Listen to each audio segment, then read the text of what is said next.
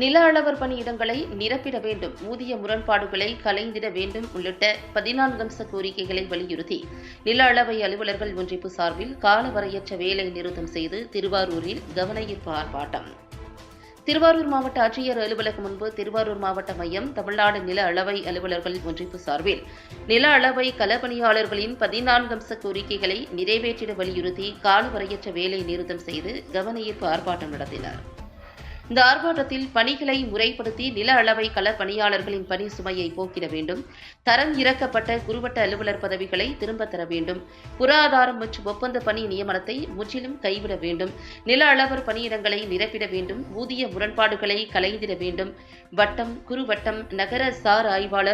ஆய்வாளர் உள்ளிட்ட புதிய பணியிடங்களை நிரப்பிட வேண்டும் உள்ளிட்ட 14 அம்ச கோரிக்கைகளை வலியுறுத்தி ஆர்ப்பாட்டம் நடத்தினர். இந்த ஆர்ப்பாட்டத்தில் நில அளவை அலுவலர்கள் சங்கத்தின் திருவாரூர் மாவட்ட தலைவர் கார்த்திகேயன் தலைமையில் துணைத் தலைவர் மகேஸ்வரி, பொருளாளர் தேவசேனா, கோட்ட தலைவர்கள் வினோத்குமார், பிரபாகரன், கோட்ட பொருளாளர் ஆனந்த பாரதி உட்பட அரசு ஊழியர் சங்கத்தினர், வருவாய்த்துறை சங்கத்தினர் என ஏராளமானோர் கலந்து கொண்டனர்.